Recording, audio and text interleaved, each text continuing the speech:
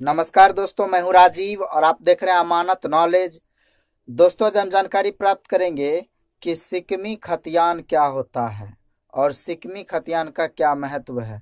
तो दोस्तों, इसको जानेंगे और जानने से पहले आप हमारे चैनल पर नए हैं तो चैनल को सब्सक्राइब कर लीजिए और बेल आइकन प्रेस कर दीजिए। चलिए आगे जानकारी प्राप्त करते हैं कि सिक्किमी खतियान क्या होता है। ठीक है दोस्तों। तो दोस्तों, आज से कई दशक पूर्व यूं कहे तो जो सर्वे किया गया था, ठीक है, कई राज्य में और कई डिस्ट्रिक्ट में देखा गया कि आज से 60-70 वर्ष पूर्व जो है सर्वे किया गया है। और कई जगह ऐसे हैं जहां पर 100 वर्ष पहले जो है सर्वे किया गया था। ठीक है। तो सर्वे से पहले की बात है, यानी कि जिस समय जमींदारी प्रथा चलती थी। ठीक है। तो जमींदारी प्रथा चलती थी तो उस समय जो है जमीन जो होता था वो जमींदार के अंतर्गत होता था। ठीक है। तो जमींदार के पास एक एक जमींदार के पास जो है 500 एकड़ या 500 एकड़ से अधिक जमीन भी उनके पास होता था। ठीक है। तो सैकड़ों एकड़ में उनके पास जमीन होता था।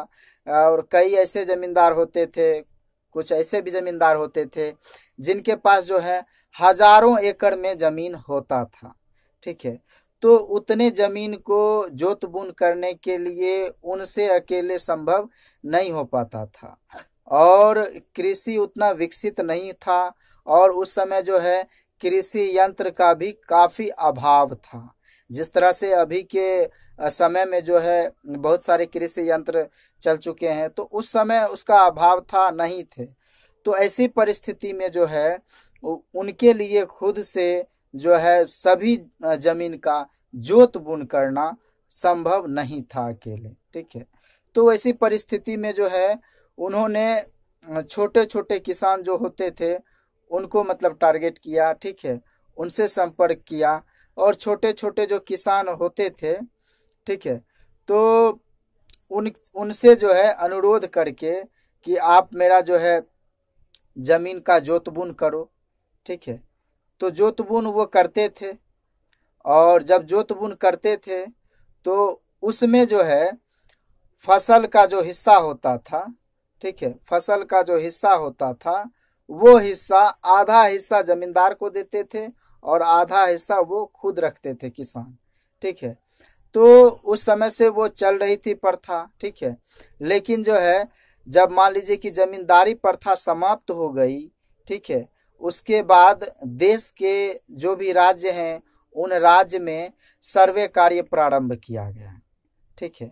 जब सर्वे कार्य प्रारंभ किया गया तो जो सर्वेक्षक होते थे, जो सर्वे करने वाले होते थे, वे जब उन प्लॉट पे आया, उस जमीन पर वो आए, ठीक है, तो उन्होंने देखा कि उस जमीन को फलाने किसान जो है जोत बुन कर रहे हैं।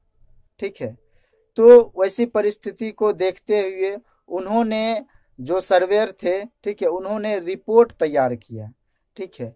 उनके नाम से, जो जमीन का जोत बुन करते थे उनके नाम से रिपोर्ट तैयार किया और उस रिपोर्ट के आधार पर जो है सिक्किमी खतियान बनाया गया। ठीक है। तो उसी को सिक्किमी खतियान कहा जाता है। ठीक है।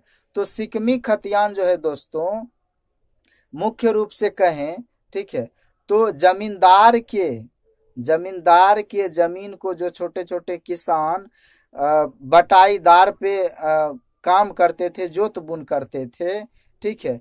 तो बटाई को भी कहा गया है सिक्किमी। ठीक है। अगर बटाईदार जमीन है तो बटाईदार को मुख्य रूप से कहा गया संक्षिप्त रूप में सिक्किमी। ठीक है। तो सिक्किमी खतियान जो तैयार किया गया है, और ये भी खतियान जो है दो प्रकार के हैं। ठीक है। सिक्किमी के अंतर्गत भी जो है दो प्रकार के खतियान हैं। ठीक है। एक तो यह है जो कि कृषि को लेकर है। ठीक है। तो ये हो गया सिक्किमी खतियान कृषि को लेकर।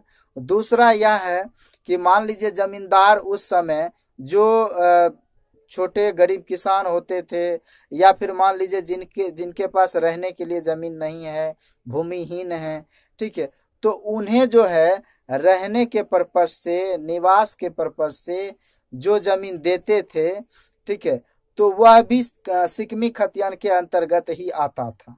ठीक है। लेकिन उसमें जो है इस तरह से लिखा होता था एक कॉलम में, आप कभी देखेंगे सिक्किमी खतियान देखेंगे तो पता चल जाएगा। ठीक है, उसमें एक कॉलम में लिखा रहता है मकान में सहन। ठीक है, मकान में सहन इसलिए लिखा रहता है कि उससे यह स्पष्ट हो जाता है कि जमींदार ये जो खतियान तैयार किया गया है, ठीक है, ये निवास के लिए इसके अंतर्गत किया गया था, सिक्किमी खतियान के अंतर्गत निवास के लिए है। और जमींदार ने इन्हें जमीन जो दिया था वो निवास के लिए दिया था। तो यह स्पष्ट हो जाता है दोस्तों। तो उम्मीद करता हूं कि सिक्किमी खतियान क्या है आप समझ गए होंगे। अगर समझ में आ गया तो वीडियो को लाइक शेयर करना ना भूलें। मिलते हैं नेक्स्ट वीडियो के साथ, तब तक के लिए अलविदा। थैंक्स।